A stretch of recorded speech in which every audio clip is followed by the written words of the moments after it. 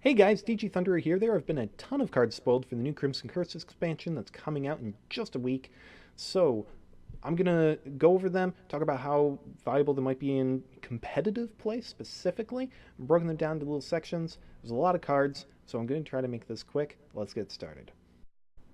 Okay, section 1, Bleeding and Vitality. Let's start off with 4 cards that are all very similar: Inspirational Ballad, Dryad's Caress, Undying Thirst, and Feast of Blood.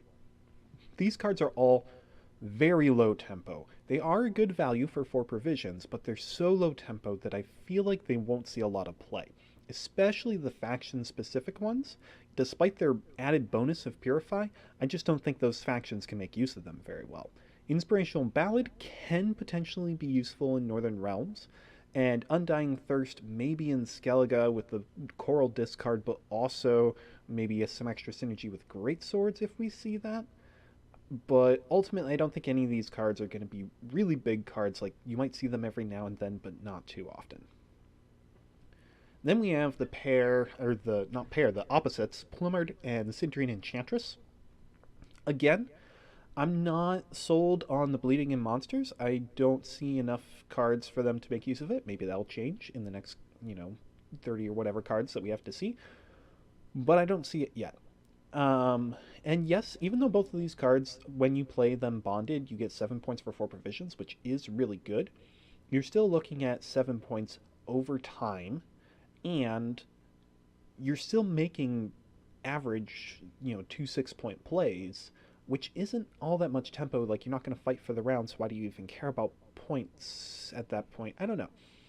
And just a combination of, like, the slow over time effect. I don't think either of these are great, but again, Citrine Enchantress might find some synergy in Northern Realms, with Tridem Infantry basically doubling the value of that Vitality. While we're talking about Vitality, it's not quite Vitality, but Knighthood kind of acts like Vitality in a way. It has a place, again, with Tridem Infantry, or just in general to get a bunch of units on the road boosted, but I don't think it's the best card. It will see some use, but I don't think it will be, like, on the top edge of competitive. And finally, now that we've looked at all the bleeding cards, at least all the ones that are revealed yet, Garkane, or however you say that, I don't think this card is good, just because the unit that you damage needs to basically have double the health of what you damage, so that you still get value off the bleed, or else you're just removing value from the bleed. And yes, actual damage is better than future bleed damage, but not that much better. And on to section 2, which is all about shields. But to make a nice transition, let's start with Rune Word, which is both Vitality and Shield, specifically for Northern Realms. And it seems pretty good. It's only 4 for 4, which is not great, but the Shield adds such a nice level of protection. Really weak to Purify, but really strong, especially on, like, Tridem Infantry. I'm not sure if Shield protects against resetting. If it does, this is amazing on Tridem Infantry. But be careful, don't build your whole deck around Tridem Infantry, because it's only a 3 or 4 with Meave.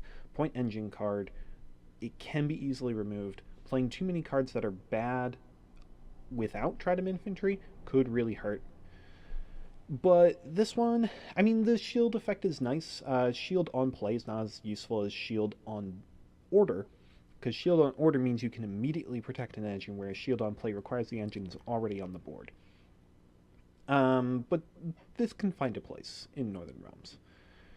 Next, we got Tourney Joust. This definitely requires your opponent to have a shield, but if they do have a shield, this could be a pretty good tech card. Don't like, it's totally meta dependent.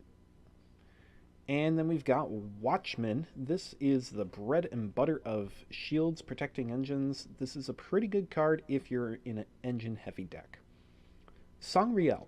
I don't like this card just because it's too much. It makes the unit vulnerable to tall removal, because +6 is a lot.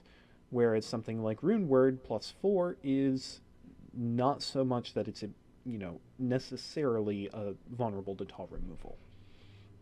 Citrine Artificer, excellent card. Like, Northern Realms is going to be playing this over Watchmen all the time. If you need to, you can make it effectively a deployability to give a shield to something that's about to die, but most of the time it's basically just going to be a Watchman. Finally, no, not finally. Then we have Palmerin de l'Enfant, which is decent. I don't know how much Nilfgaard's going to be making use of shields, but it's a decent ability even without that, so you could definitely make use of it. And even just adding shields to protect against like a lacerate or something along those lines could be really nice. Windhelm of Atra.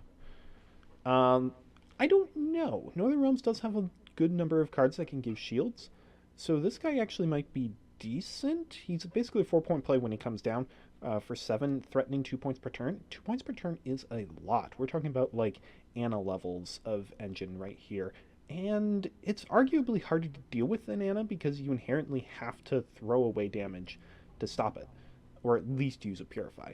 So I think he could be good in an Engine Overload Northern Realms deck. And lastly, we have King Ragnar.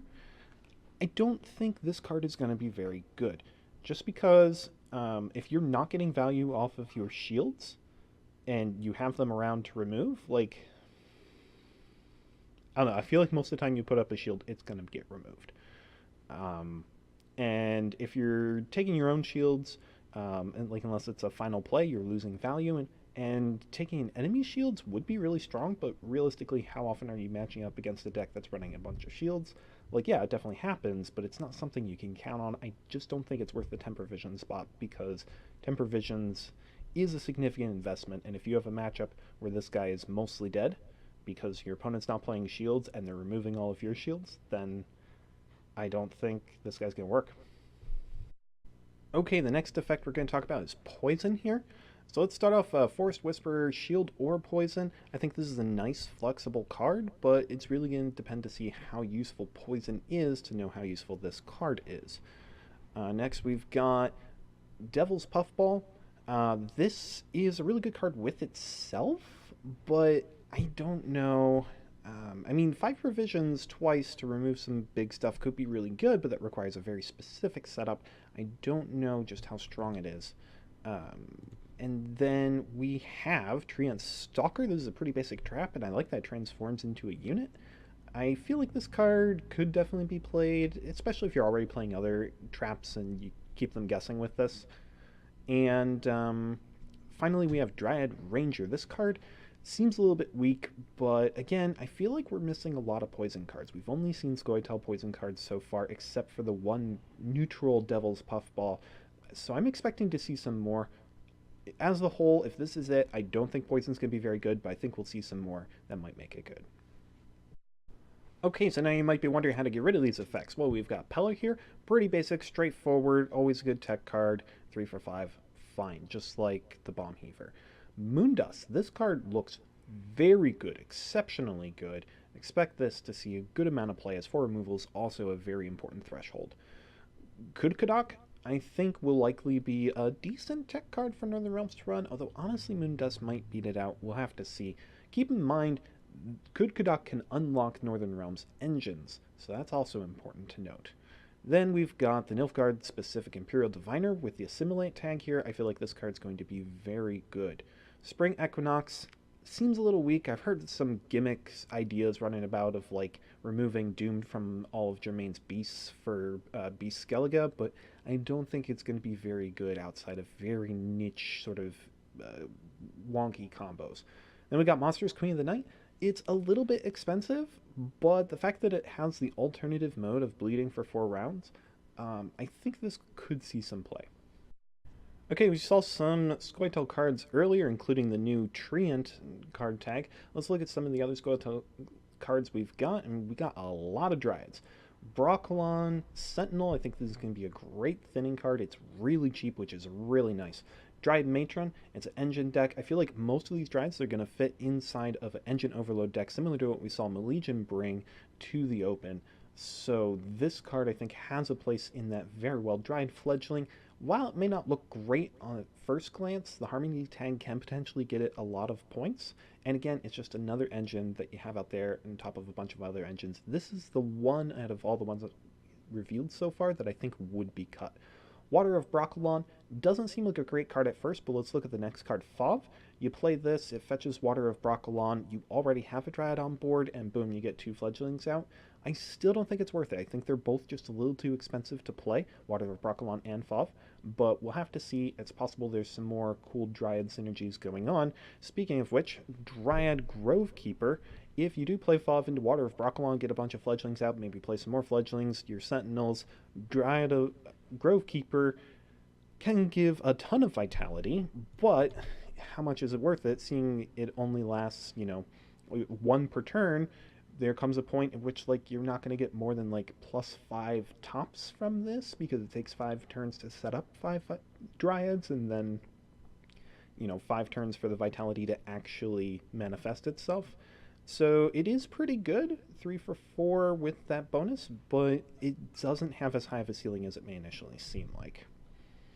And then we've got Sursa. I think this is a fantastic card. It's a 6-point swing right away, potentially even more with the, I mean, well, not right away, but it's got the Harmony for more later, and it's got the hand buff for more later, so it's an okay immediate tempo play, and it's an excellent setup play. And then finally, we've got the Great Oak. This isn't a Dryad, but this does add to every Dryad, as it is, I believe, a Treant probably, so it will be the same tag as the Mantis Strike, but it's going to, just be another way to play that tag without having to play Mantis Strike. Add 1 to all the Harmony, and this is a huge play itself. It's vulnerable to Tall removal, and it's vulnerable to Row punishment, like Lacerate, but it is a huge point play, up to 16 points. Could be very good. Okay, looks like we're getting a new Wolf Pack with Upside for every faction. We haven't seen Scoia'taels yet, but I'm assuming it will come out soon. All of these cards are excellent cards. They only do 2 damage, which is, it's not going to remove a ton by itself, but with some added support, or just in general, like maybe over multiple turns, it can remove some important stuff. But yeah, let's look at them. Centurion Knight, I feel like this is really good. You do need to set up the Death Blow, though. Foulblood Ravager is probably the second best of the set, just because the extra bleed means that it can immediately kill a 3-strength engine, which is important to note. This is basically a pirate captain, but it's not dead when you don't have the 2 Bloodthirst.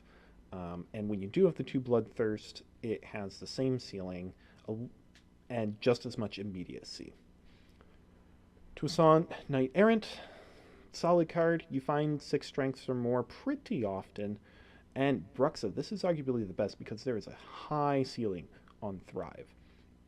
This card is very good. It's basically 1 provisionless Drowner that doesn't move the unit. Okay, let's talk about some neutral tech cards now. First off, we have Thaw. I think this is excellent.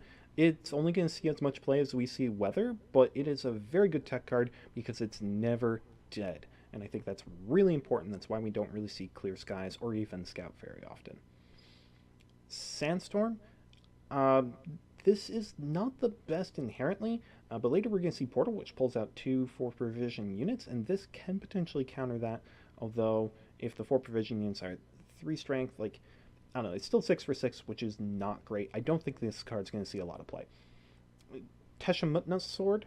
This card, like, if shields are really popular, if we do see, Northern Realms shield spam, this might see play, but it's a very specific tech card, and it's not good at all outside of what it does.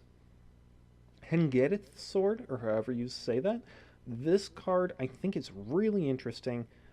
It probably is just a little bit too expensive, but it has a really high potential, and I think that alone makes this card really attractive to run in decks that are like very control centric and have lots of control like over how much damage they do. Things like Croc with the Croc pings, with the longboats, etc. You might see this getting some play there. Samum, I don't think movement's going to be great, but if it is, this would be a really important movement piece. Northern Winds, this card is really strong. I think that this will be a very good, solid card, just because 4 removal is so important. Dancing Star, this is basically, it's basically a less committal tech to Bomb Heaver, so it's the same, 3 points for 5 provisions, The difference is that if they do have an artifact, you only remove the artifact, you don't also get the 3 points. The upside is that you can remove an engine with this.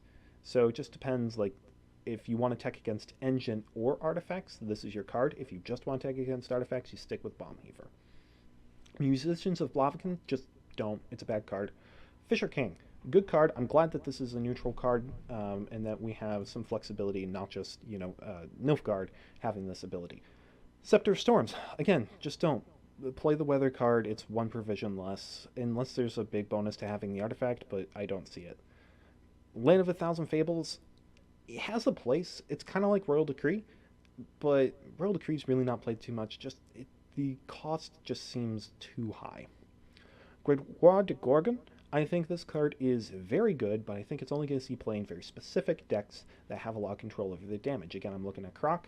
Maybe if there's like Ethne decks or, something along those lines.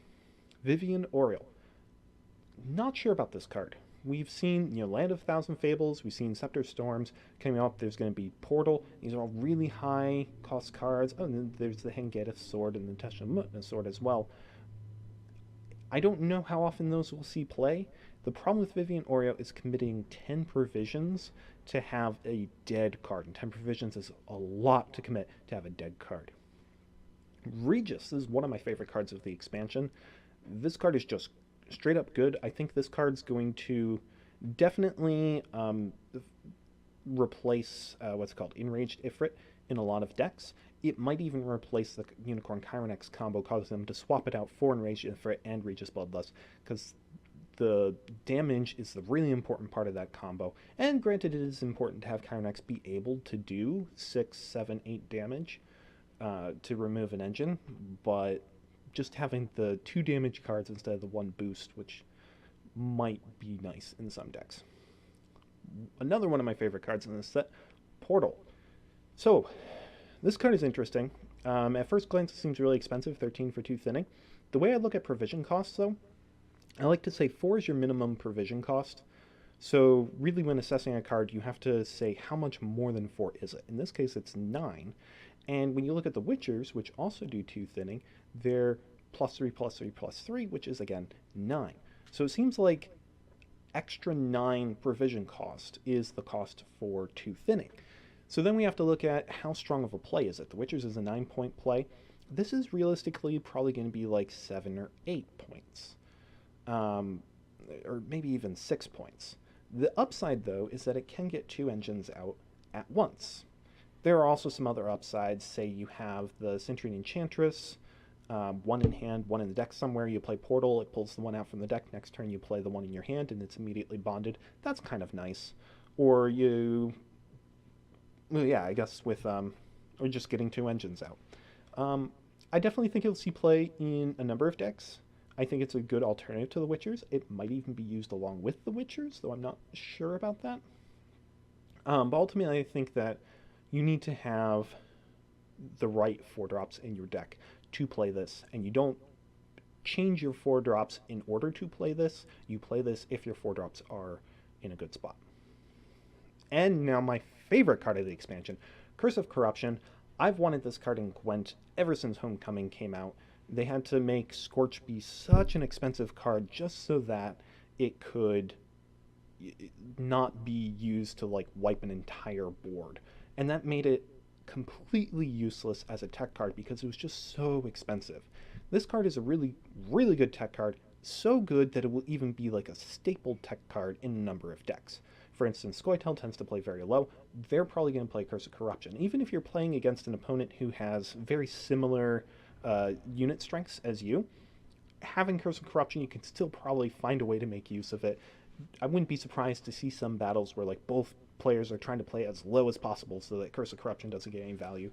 But the times when this does get value, you're looking at like, 10, 12 points. You're looking at removing immune unit that Eridan boosted up. Stuff like that. Like, so many uses for this deck. Or, say, Synthesis. The immune dragon, like, that's not going to stand a chance once Curse of Corruption comes out. I think this is a very important card. I think it's meta-defining. and honestly, it might be the best card from this expansion that we've seen yet. Okay, Skellige, let's start off by looking at the Berserk archetype that's been sort of coming out, slash self-wound. Nut the Callous. This is a pretty expensive card for only 6 points. It is some, potential control with that damage effect, and it does trigger Berserk, but you probably have to be getting pretty good value off of the Berserk for this to be worth it, and so far I haven't seen any particularly good Berserk abilities yet, though I'm sure that we will see some as more cards are revealed. Sigvald. This card is amazing, mostly because 6 points is really hard to remove. Most of the time you do not want to be triggering his Berserk ability, but it's mostly just there so that it's harder for your opponent to remove this unit. If they try to remove over the course of 2 turns, they have to do it in a very specific way, doing 2 damage and then 4 damage, or else you're going to get that extra value from the Berserk ability. Foulblood Butcher. This card, it seems interesting, but it might be good in a self-wound deck, but I don't think it's the best. Disgraced Brawler. I feel like this condition is just a little too hard to make work, and Skellige doesn't have enough engines that it's not hard for your opponent to, find the 4 damage to trigger this Berserk ability and kill him. If you do have a lot of Bloodthirst, then he might be good, but ultimately I think it's better to just play, other Bloodthirst cards that give you a significant chunk of points instead of this. 7 for 5 with this type of condition does not feel good enough. Artis. This is sort of the, Gels of the Berserk. And honestly, he just feels like he's a little bit too vulnerable, sort of similar to Gels. I don't think he's going to see a ton of play, just because I don't think he's going to stay on the board very long. Svalblood Fanatic. I don't think this card's the best. He transforms into just a plain 5 doomed, presumably beast. But 4 for 4 just doesn't seem very good. Primal Savagery. This card I do think is very good, especially with Croc. Opponent plays Witchers, ping 1, Primal Savagery, 7-point play for 5 provisions, which is pretty decent, and I feel like it's very consistent, unlike the Disgraced Brawler. Foulblood Cultist. This card has some really interesting uses. Ultimately, I think it's just a little too niche. The 3 heal is nice. The problem is, if it doesn't get 3 heal, then you're killing your own unit, and I feel like the times when you can kill your opponent's unit with 3 heal are very rare, and if it's that damaged already, it probably isn't even all that valuable to kill it, because it's probably at 1 or 2 strength. So I feel like this card's just a little bit too niche, and I don't think it will see much play because of that. Corrupted Flaminica. This card is really interesting, has really good synergy with Morkvarg, although normally you want to be, discarding Morkvarg, making him doomed, in which case it no longer has the synergy. If for some reason you don't or can't do that, then Corrupted Flaminica could get a ton of value on Morkvarg in that way. So, interesting. It's definitely not a card that's going to, make or break a deck. It's a type of card where, you look at your deck and you're like, oh, actually, I could throw in Corrupted Flaminica and get some good value off of this. Keep in mind, she's always going to be vulnerable to tall removal, or she's not getting the best value. So, if you don't already have tall removal, she may not be the best card.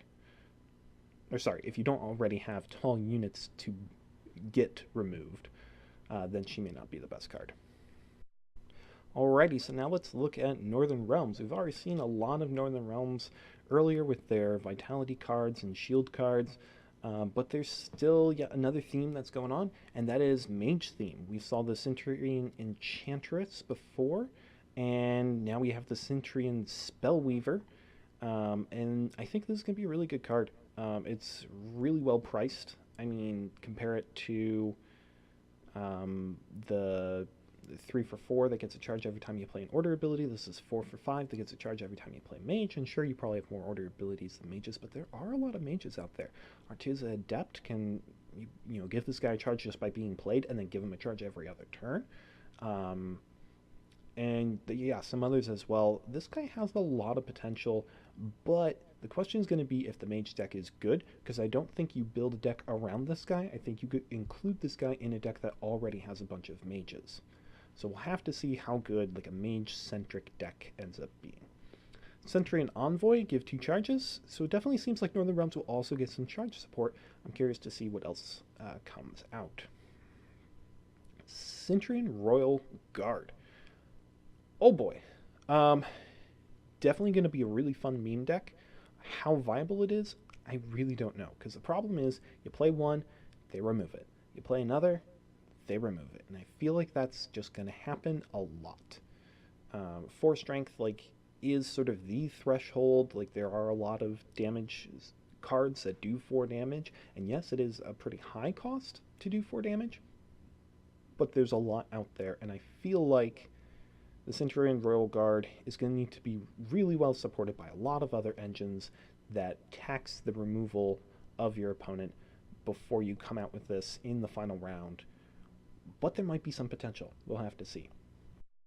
Okay, so now let's look at monsters. We got Flutter. Flutter is a very niche case where it's actually good. Like Ancient Foglet is a good example, or maybe with Arrakis Queen, or both. But I don't know if this card is like good enough to replace some of the other removal cards, and I don't think you use it in addition to some of those. Nakarat, this card would be pretty good if it wasn't for the fact that it's like so vulnerable, and monsters already don't have many engines, so this guy's probably just getting removed. That's all there really is to it. Gale, this card is interesting. I feel like it would be pretty good in Skellige, but I don't know if it's good in monsters just because monsters doesn't have enough controlled damage to be able to set this up reliably. And yes, they have a lot of bleeding, and maybe you bleed a unit for a lot, and then in a couple of rounds it's at 1 strength and you use Gale. You deny the extra bit of bleed, sure, but you get a ton of points on Gale. That could be really good. But I feel like it's just not going to set up well enough. Protoflutter, this card was at one point revealed at being 9 provisions, and I was going to say that it's a good card, but at 10 provisions, I just don't think it's worth it, just because the amount of times it's going to fall flat and only do it be a total of 7 points. Even if that 7 points is able to remove something important, I still don't know if it's quite worth 10 provisions, which is a pretty expensive slot. Alp. I feel like this card's pretty bad, given that even, on the high end, you're looking at like 7 points, and so far, there's only one card we've seen that creates Blood Moon, and that is Crimson Curse. And this card, it definitely has like some Death Wish synergy, but you also need the vampires, and I feel like it's just a little too expensive and a little too conditional to make it work. Like you have to destroy something like a 4 strength. Like if you destroy a Bridge Troll or a Rot Fiend, and you have the Blood Moons ticking on 2 vampires constantly throughout the full duration of it, like then yes, it is good value. But like take into effect, like they can't remove your vampires. They can't play a weather over top of your Blood Moon. Your Blood Moon triggers at the start of your turn, which means that as soon as you play it, they can just say, oh, you only have 1 vampire in this lane. Boom, it's gone. So I feel like this card's just a little too conditional. It's not going to work very well, which is a shame because it's the title card of the expansion. Okay, last but certainly not least, we have Nilfgaard. Let's start with Tourney Shalmar.